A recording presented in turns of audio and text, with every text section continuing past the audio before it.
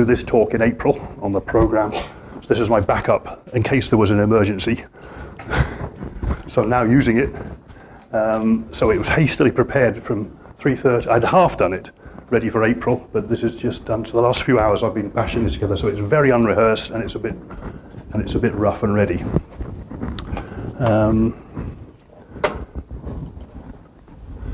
So how did this happen? We've just written a paper, this group of degenerates, and it's just been published in the Scottish Journal. I was quite keen to get it in the journal, although the senior academics in this group were very keen to get it in the London Journal, but I'm thinking we've got to get, this is a Scottish paper about Scottish geology.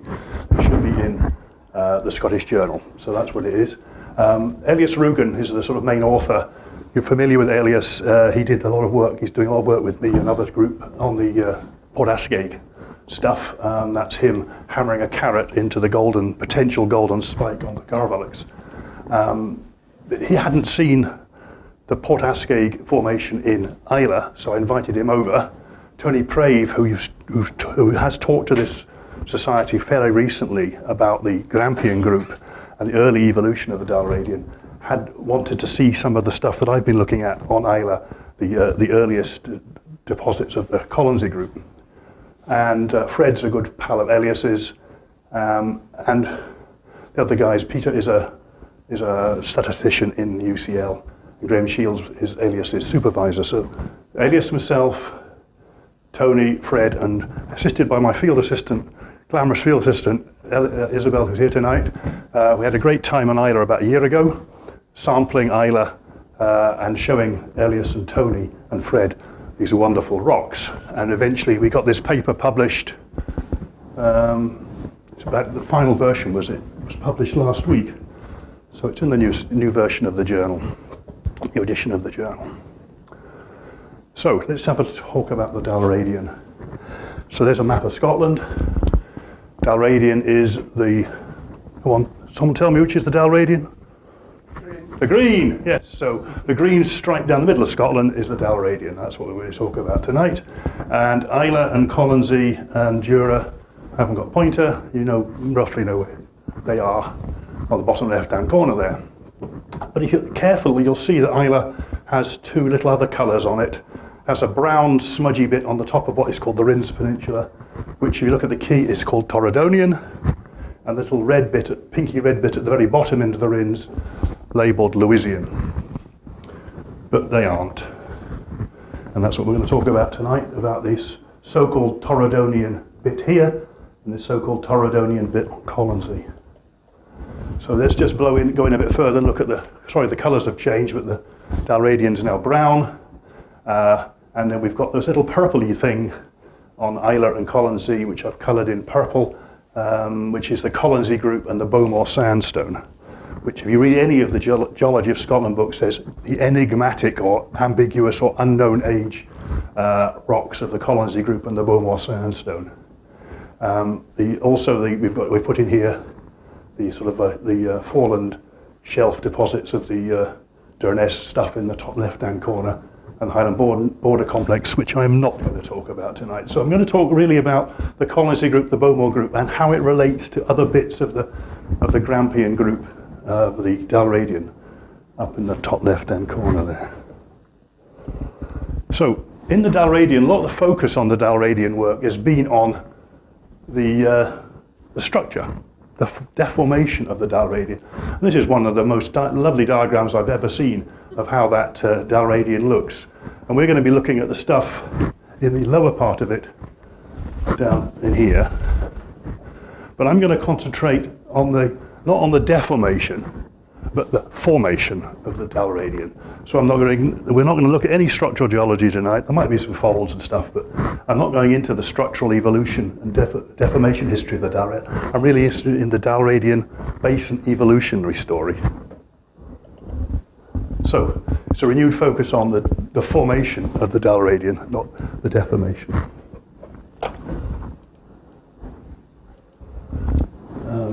Right. Just every geology book in Scotland has all these tables of all these formation names. I don't want to bore you with those. I think I've got some animations coming up on this thing. Yes, so The bottom part of the Dalradian is known as the Grampian and Glen Shira. They're now separate, actually technically separate groups. So there's a Grampian group and at the very bottom a Glen Shira group. Then you're perhaps more familiar in central Scotland with the Appin group.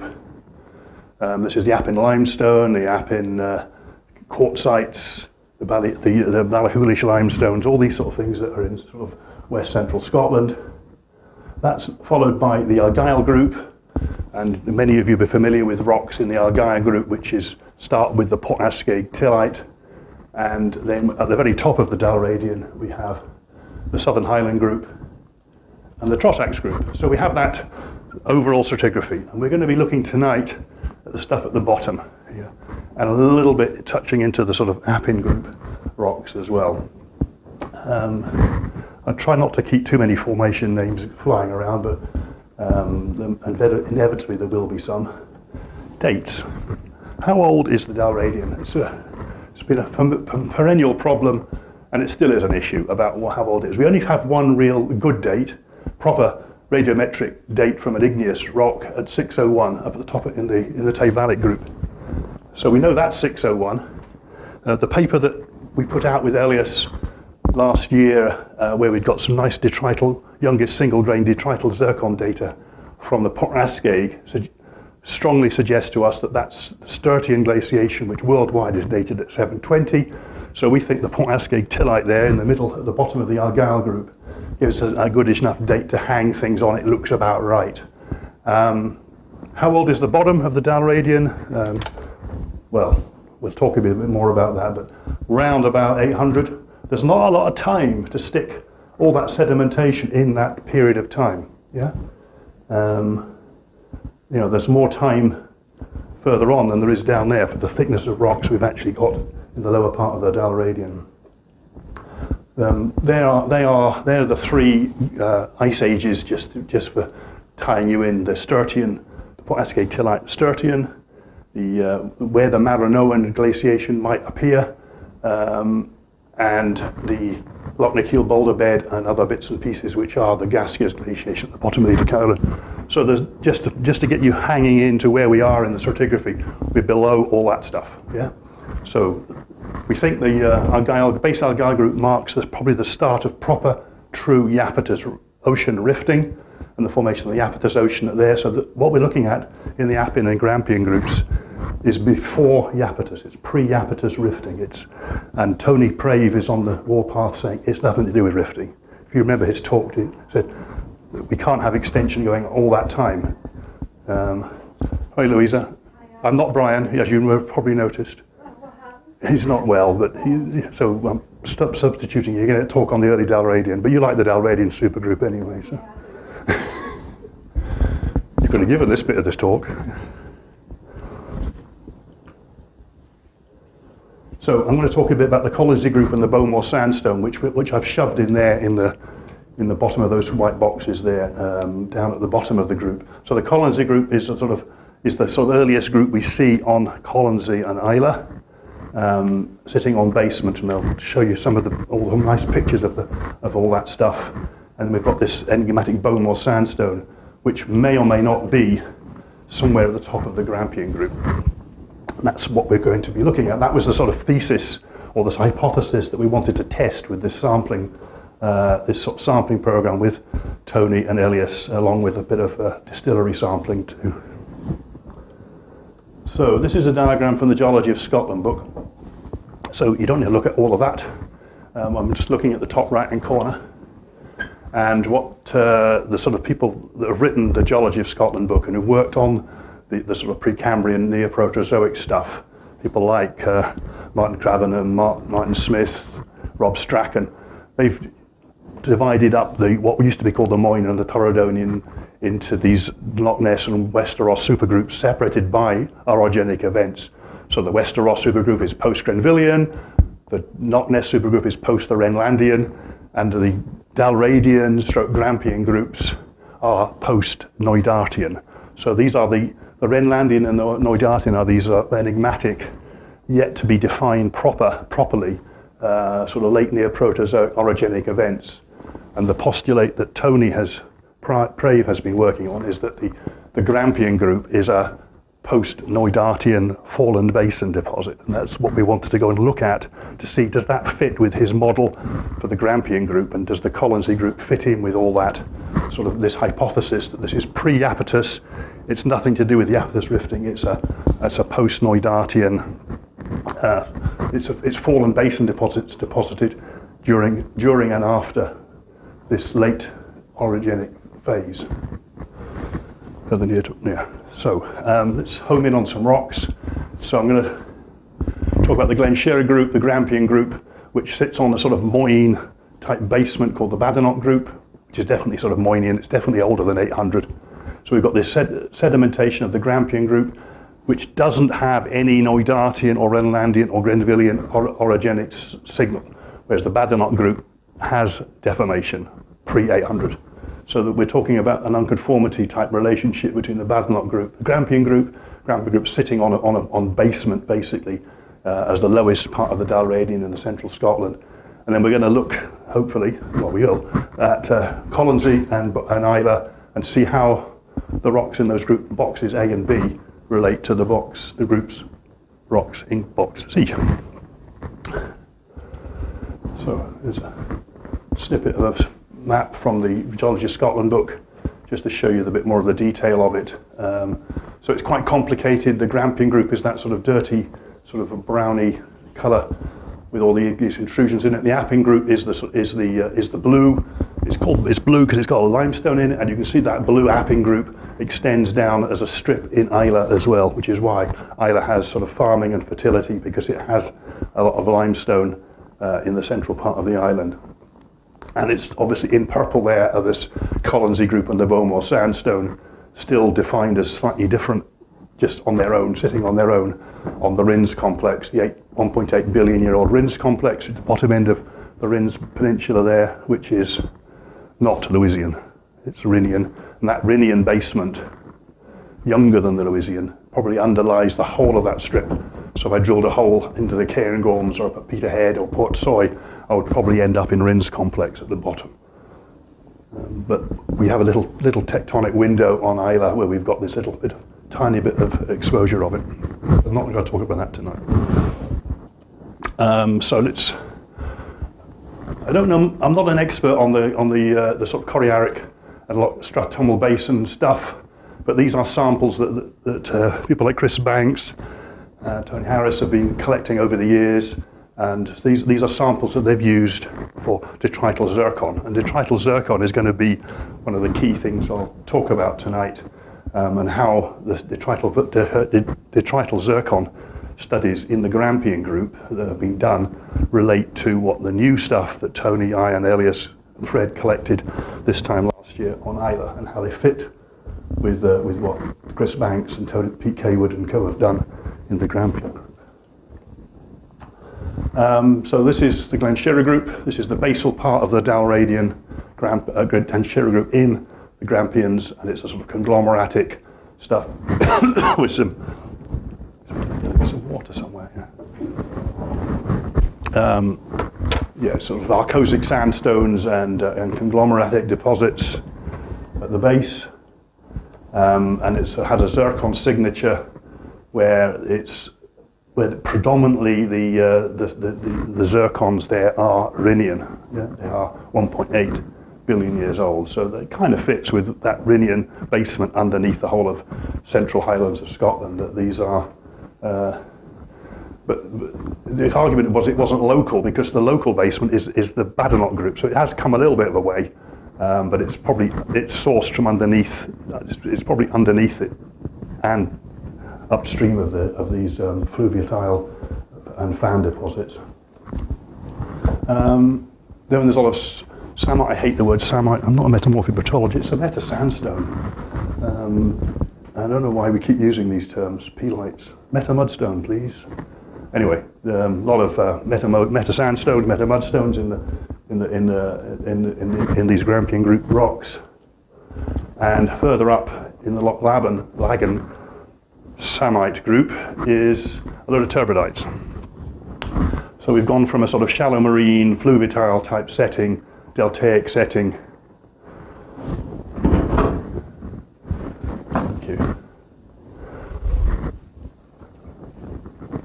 into a deeper marine turbidite basin. And it's the Coriac group and the Knoydartian group formations are all a lot of turbidite successions.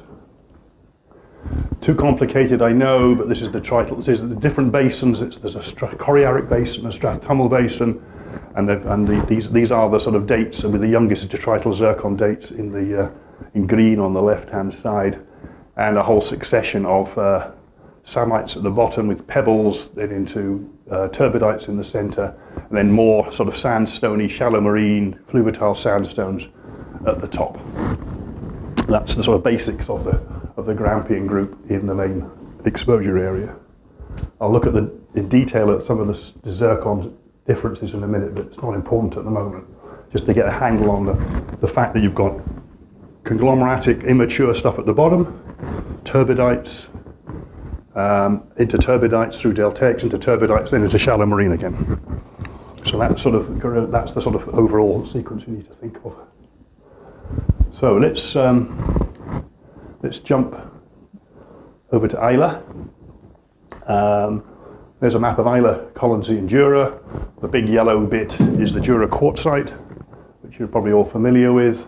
This is the Islay anticline in the centre here. So there's more Jura quartzite on the other side of the Islay anticline. The Appin group's in the core of the anticline.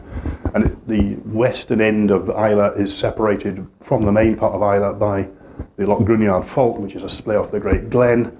And obviously the Colonsay group is what I've coloured in green there, and it's also occurring on the eponymous Colonsay Island to the north there. You can see that. And then the Rinns complex is the red blob at the bottom. Knoydartian fault is quite an important fault.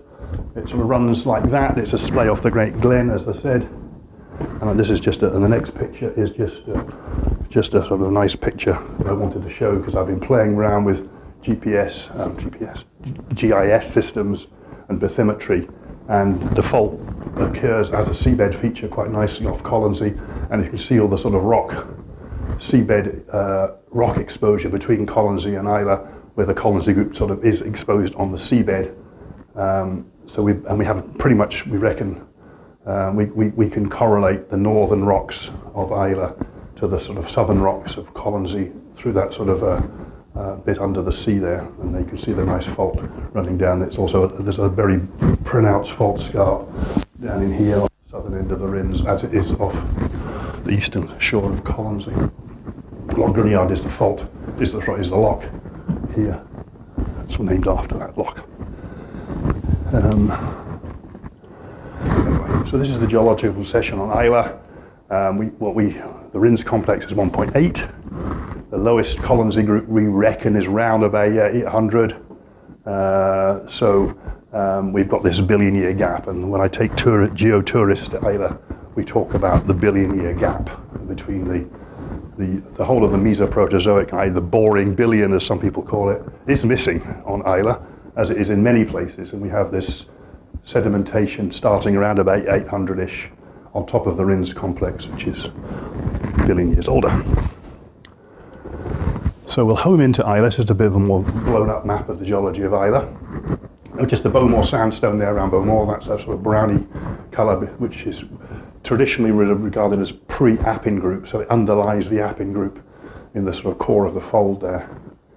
You can see there's the green Colonsay group there, and just south of Port Charlotte there's a red dot and a little green sliver right down that coast on a fault system, separated from the Rinns complex, on a fault that's probably parallel and related to the Knoydartian fault. So there's a sort of sliver of younger rocks in fault contact with the Rinns, but in places we think it's not in fault contact. We think there's actually an unconformity surface there. So I'm going to take you a little tour south of Port Charlotte to a little farm called Octofad. Look at the Octofad sandstone, if I've got my slides in the right order, and I'll take you on a tour into the green section in the north. So we'll just see what comes up next. This is one of my field slip maps of the area at Octofad. There's Octofad Farm, that's the road down the Rinns, and the pink and the green are the Rinns complex, and all the other colours are bits and pieces of what I think is Colonsay group or the Octofad sandstone group, There may be some funny stuff in there, some volcaniclastics and things, which is what we're working on at the moment. But there's some lovely rocks down there. It's quite a fascinating place to go and study. This is one of the type exposures of it here. There's some faults. The yellows dotted lines are fault systems, these fault systems, but the line of the unconformity we think is actually down here, right at the sea level, and there's a load of conglomerates in that sort of bit between the blue arrows. I'm going to home in on it, you probably can't see the detail from that, but there's a load of conglomeratic horizons there, and this is RC, is the Rins complex. So the bilinear gap is that sort of dotted sort of line there. The MVC is where I think these are metavolcaniclastics in some sort of fault contact. I don't know whether they are Colonsay Group, related to the Colonsay Group, or whether they're supercrustals to the Rins complex, which is a nice idea. So we're trying to do some age dating on that, but that's another project I'm working on. So here's some conglomeratic clasts and some funny deformed boudinaged quartzite layers in the lower part of the octafad, what's called the octafad sandstone. There. These clasts are, some of them are Rhenian and some of them are younger. Some of them are about 1.4. So there's a funny sort of bimodal source pattern here in these clasts. So there's some are obviously Rhenian and belong to the basement underneath, and some are not, some are exotic to the basement. Here's another picture of another exposure of the unconformity. You've got a conglomerate here on the right hand side, and then Rins complex and ices, all covered in lichen and seaweed, unfortunately, but that dotted line is sort of roughly a boundary. It was been described as a tectonized unconformity. It's not particularly tectonized here. We'll go along a bit further. This is where we've been doing some sampling, and you've got this sort of bedded conglomeratic arcosic sandstones on top of this Rins complex with a nice sort of contact there. And there's a small, thin, sort of phyllosilicated sort of cataclysite sort of bed in there, but it's not very prominent and not very. I've been doing some work on sort of looking at some of these CNS shear zones in it. So there's obviously some shearing. And when you think about it, if you've got a basement, then you dump on it a whole ton of soft rock, and then you deform it in the Caledonian orogeny, that contact is going to get moved. The rheological contrast of that contact is going to be extreme, so that's where a lot of the stress will be focused. So you're not surprising that an unconformity surface like that, when you've got soft muds and sands piled on top of billion-year-old, at that time, billion-year-old hard metamorphosed rock, you will get deformation at that contact. So I wasn't going to talk about that structural geology, but there's a nice story in there. I've got some lovely slides, and I've done some orientated thin sections as well. Get that published one day. So round the corner in a gully, the boundary becomes a lot more complicated, because we've got sort of Rins complexes, the RC, and then we've got all these sort of thrust slices, or what looks like thrusts, or maybe reverse normal faults, inverted faults. But the conglomerate is where that OF6 is a sample of conglomerate there, but there's a lot of complicated faulting. So the geology of that coastline is quite complicated. How much of that is inverted? Is it some of that inverted syndepositional faulting, and how much it has registered a lot of Grugnard fault, i.e. later superimposed faulting? So anyway, that's not the subject of the conversation tonight. It's just I wanted to show you the octafad formation. And there's another place here where we've got Rins complex, metavolcaniclastics, probably some fault, and then some really convoluted metasediments with some weird folds. This sort of thing, these sort of sheath folds are in this section here. It's just weird things. I don't know how that sort of thing can form. Some of them we think are soft sediment deformation that's been then tectonically enhanced and modified by the Grampian orogeny. So there's some strange folding going on. And other places where there's some quite big conglomerates, you've got some quite large cyanitic, metacyanite, Rins complex clasts floating around in the matrix there. So that's the basal conglomerate. This is the sampling we did Now, Claire McAteer and the UCL people did a paper on this in 2010, and some of what Elias and I were trying to do was to sort of replicate some of it and fill in the gaps in what Claire and co had done those years ago. And so Claire McAteer had sampled it, and that was her zircon signature, a Rhenian type peak, yeah. And she had a maximum deposition age. The youngest zircon she got was 1460. Elias has resampled it. There's the contact. There's the Rins complex. There's our sample, and he's got 135 zircons, so a better sampling than the 41 from there. Modern techniques, which you can do more. He's got more of a peak in this younger peak here, and a much younger depositional maximum dismissal age of 1067. They're the two clasts I mentioned earlier. I've got a Rhenian class, these are the ones that Claire McAteer dated. Rhenian class 1800 and then two at 1400. So that 1400 peak is sort of could be something to do with what Elias is picking up at this little thing here. Yeah. So that's that. So that was down here. Then Elias and I and Tony had a nice tour of this coast here to fill in this gap. There was a big gap in the sampling. These are Claire McAteer's samples, two up here, and the Octafad sample, and a Bowmore sandstone sample. This is a sample done by Chris Kirkland and Rob Strachan as well, which I'll come on to in a bit later in the Apping group. But so what I wanted Elias to do was sample this area here in the lower part of the Colonsay group, which had not been sampled in the Claire McAteer study. So we're going to go to Kilkieran on the west coast of Islay, and here is the Billion-Year Gap, and it's actually a shear zone. It's called the Kilkieran shear zone. It is actually quite sheared here.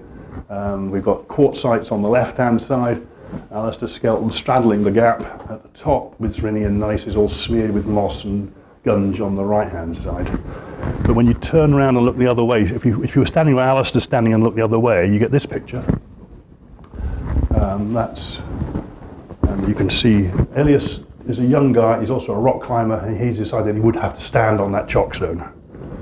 And he's talked about abseiling into the gap. So this is standing at the top of the gap, and you've got the Rins complex here, which is over here, and then you've got these what's called the Eonlith grit, sort of a whole series of sort of deltaic type sandstone beds running through here, dipping off to the north, and then you can see here this shear zone gap actually is over here as well. There's probably a fault through here that offsets it, because that little headland is the same as this stuff here.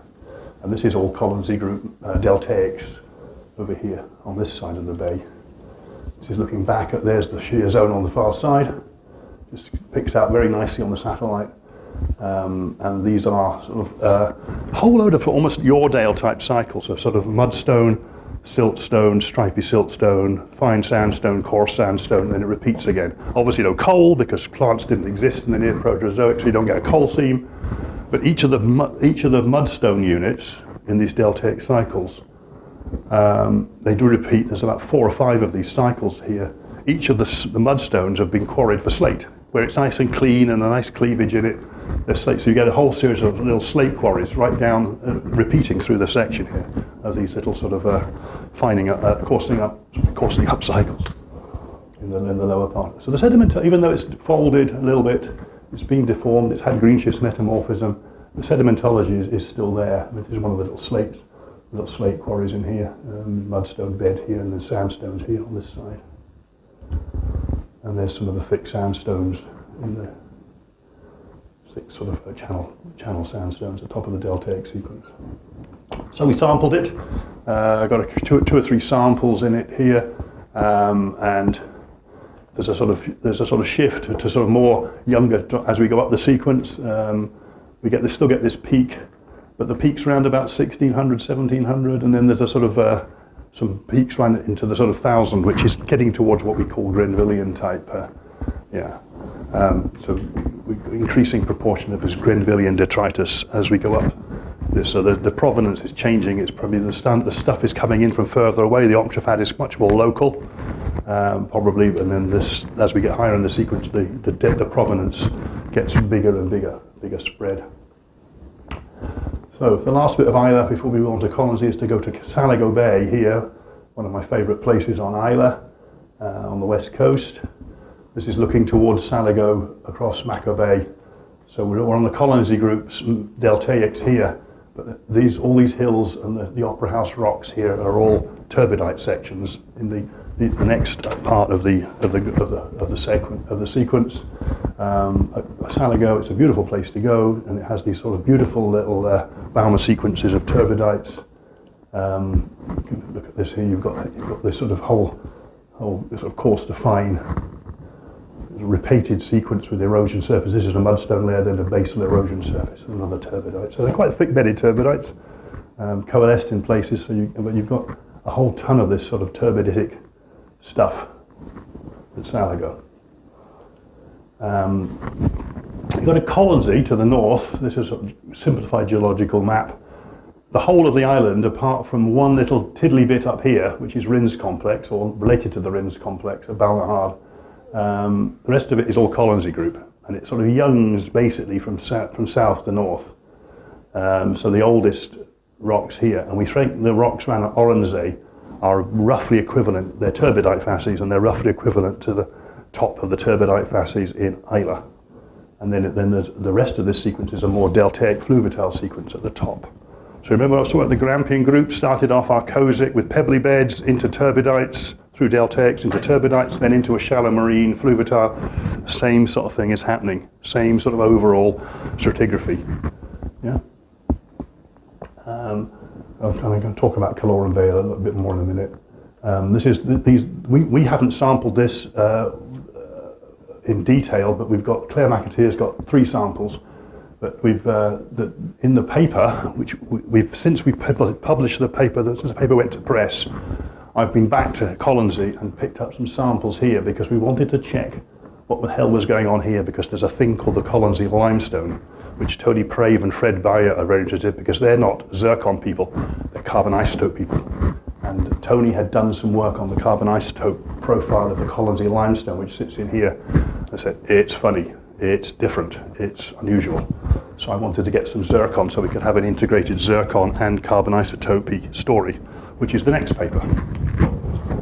We'll have zooming on that next week, I believe. So at the bottom end of Colonsay, you get the Oronsay formation. It's thin-bedded turbidites.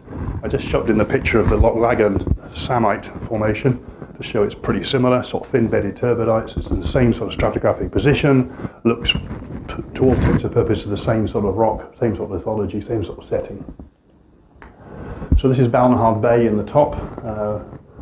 Another sort of nice photo of the Rins complex, which is a grey, not a pink, but this is the Rins complex in the top end of Colonsay.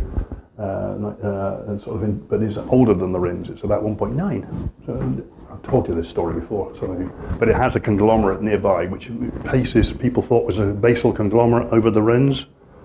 But that's not. That's got vein quartz in it, and not a piece of syenite or granodiorite or pegmatite or metamorphosed rock in it. It's just vein quartz, a bit of quartzite. So we've got this funny conglomerate sitting next to the basement complex in the north part of Colonsay. There's all the pebbles in it. But the rest of the Colonsay group is a lot of deltaic type sequences, a lot of nice cross-bedded fluviatile sandstones, channeling, all sorts of other good stuff in the sort of shallow marine deltaic fluviatile. A lot of you can do a lot of sedimentology because there's not a lot of deformation. You can see a lot of good sedimentology in these rocks here. And this is the beautiful Caloran Bay, sort of a jewel of the Southern Hebrides, a fantastic place to go. The best things to see there really is the rocks at the far end, where there is some superb igneous intrusions, apennite type intrusions of these rocks in the far corner here.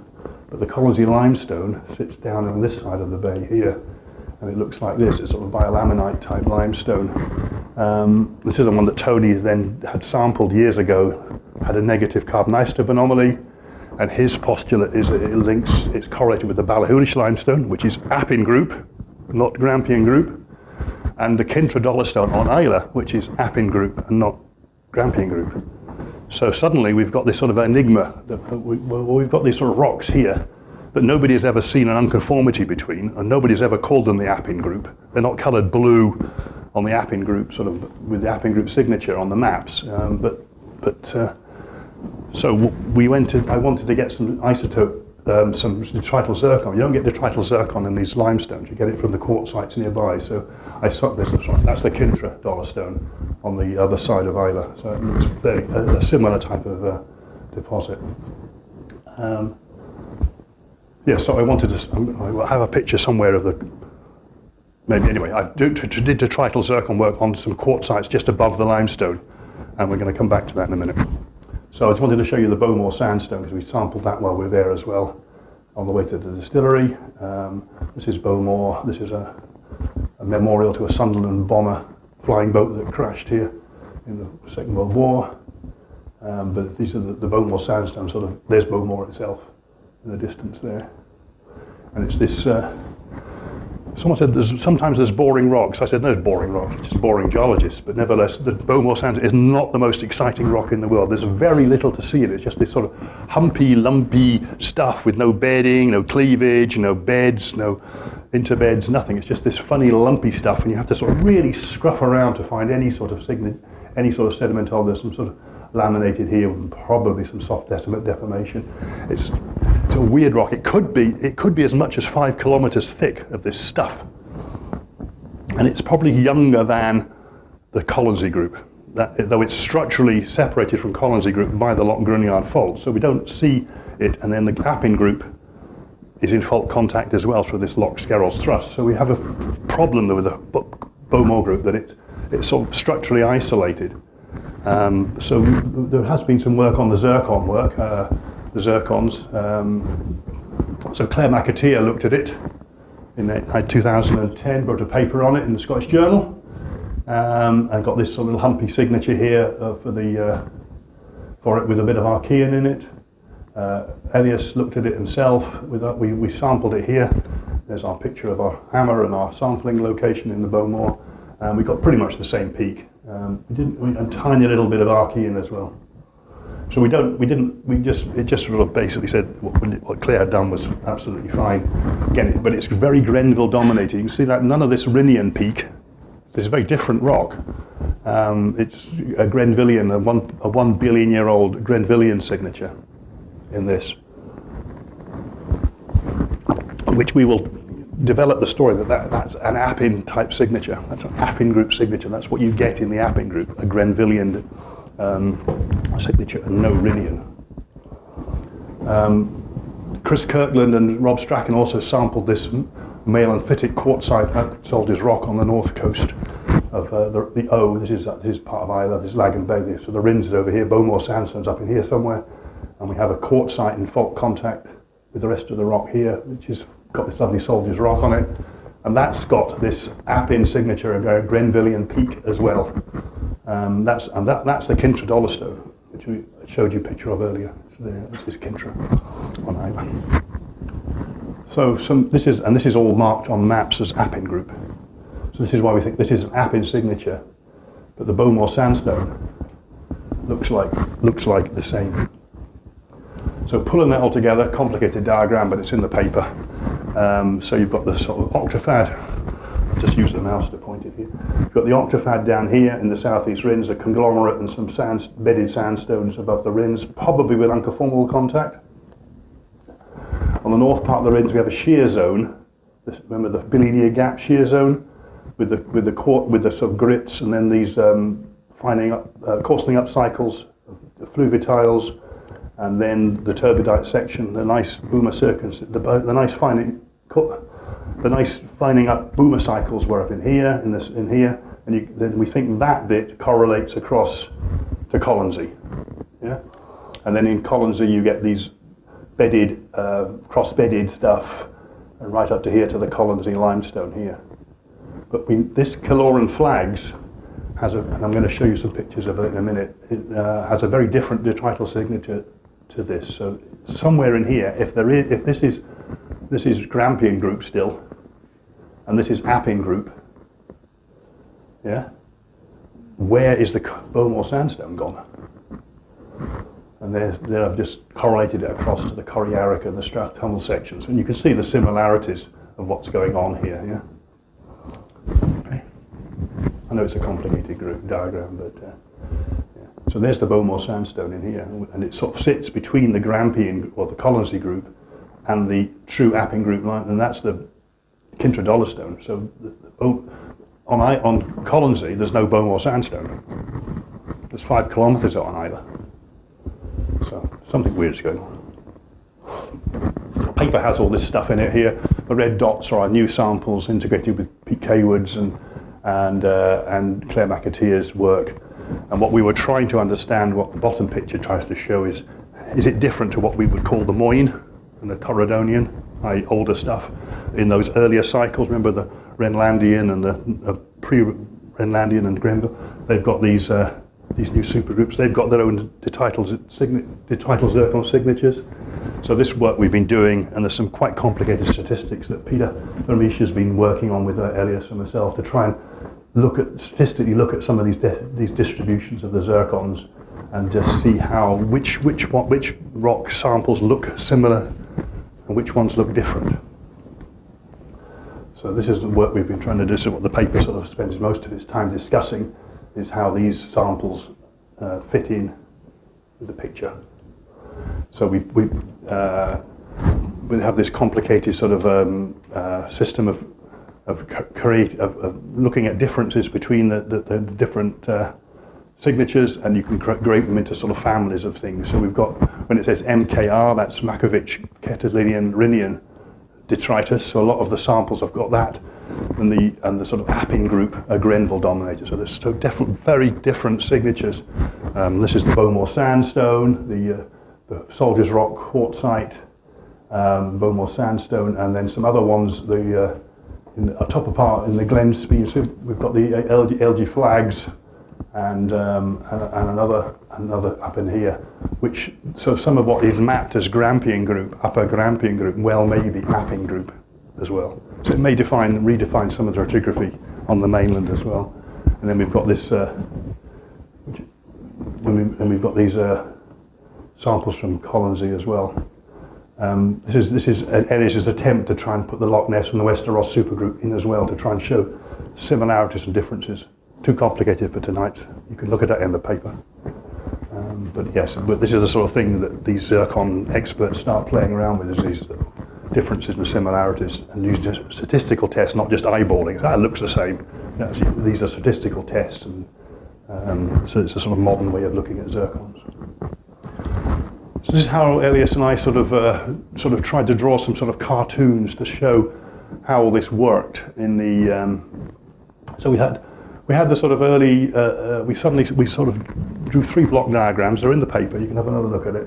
But we thought we had erosion of the Rins complex and some of the Wester Ross group maybe giving deposition of very proximal deposits of the Octafad sandstone and the Glen Shira, Glen Buck, Pedley Samites and that sort of thing on top of the basement, and they're buried here. Then we have the Knoydartian orogeny really moving, shedding a lot of sediment in, and basically a turbidite basin forming in the foreland basin to the orogeny, and this is what you would traditionally call a flysch type deposit. Yeah, if you were an alpine geologist, you'd call that a flysch, and it's the sort of stuff that's coming off the mountains into a basin, usually a marine basin. So we've got the sort of, you can see here's the Octafad sandstone and the Glen Buck in sort of pockets on the basement, possibly. Tony Pray thought it was a bit like the Torridonian on the Louisian in the northwest Scotland, where you've got the regular surface. He thinks it's something like that. You get pockets of it. And there's some recycling going on of that, as well as that. And then you get, after that, into this Appin-y type stuff. It's that different signature, it's Grenville aged, and this is like a shallow marine molasse. So remember flysch molasse, if you remember all that from your early days of being a geologist, some of you.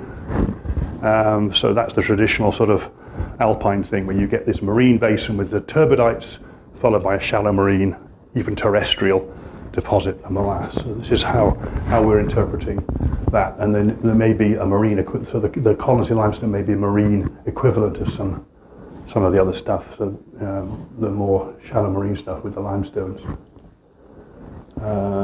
this is a diagram I've pinched from work I'm doing on the Port Ascade, but I thought it was useful in trying to sort of see where these things are. This is the Knoydartian. This is all very, very cartoony. So you've got this is probably the sort of foreland basin deeper centre, an orogeny here. You've got the Asgard Sea. Pete Kaywood wrote a paper and saying the Asgard Sea was a rotation of Baltica opened up. We've got some subduction going on. Very complicated, very arm wavy stuff at the moment. But the source of some of this stuff is coming off the Grenville orogeny over Labrador, over Rockall into a deeper centre here. And this is where these are the sort of. This is going to be the sort of hyper-extended margin of the Iapetus when it gets going, and the future Iapetus ridge will be out here. But we're getting this early deeper centre formed as a result of this sort of very late. This Knoydartian orogeny probably finished around about 700.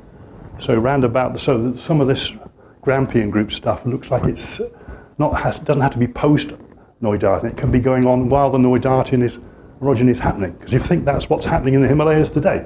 The Himalayas are still growing, still eroding.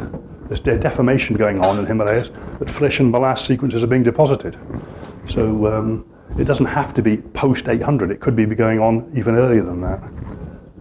So that's sort of one of the theses we're working on. This is one of Tony Preve's diagrams. This is him showing Asgard Sea opening, rotation of Baltica, deeper centre of the Dalradian Basin. And he compares the size of that foreland basin and that orogeny with the Himalayas, and takes it one step further. Yeah, that's the Ganges Basin deposited on it. Yeah, so that shows it's about the same sort of scale as the Indian subcontinent foreland basin, and that's got a molasse sequence and a flysch in the Bengal flan. So I mean, there's the Himalayas. There's its molasse and flysch sequences that are synchronous with the Himalayas. And I think Tony has a little bit of Scotland flies in here if I press this button. Here we are. That's the size of Scotland. So that's a huge thing, but we're looking at perhaps something on a little bit of a smaller scale, but we've got this molasse and flysch sort of arrangement going on. I think this is the last slide. So this is about, remember I talked originally, I was going to say this is about the formation rather than deformation. So these are some little cartoons I drew up to try and show what's going on. So there's the people use the word Valhalla orogeny as well, which is a combination of Knoydartian and Redlandian. Some people call it, Pete Kaywood coined it as the Valhalla, then it was separated into two. So but that's the origin, and then you've got this sort of foreland basin to it, with the Colonsay and the Bowmore Groups, and the Appin Group on top, which is, you could argue, it's a successor basin. Maybe the orogeny is finished, and it's just gradual subsidence. But no rifting has happened until 720, to the middle cartoon, when the Argyll Group gets going. Then that's Iapetan rifting, and then into the 600 you actually get C4 spreading, and Iapetus real ocean crust coming. So that therefore that whole sequence gets faulted up into the sort of pre-rift sequence of the Iapetus. And the Argyll Group becomes the Sin Rift, and the Colonsay Group becomes pre-rift, but it's got its own little story of the foreland basin to the Valhalla stuff. So I've lost track of time because that's it. I don't know how long I went on for. Most of that was generated for 3:30 this afternoon, so I hope it made a bit of sense.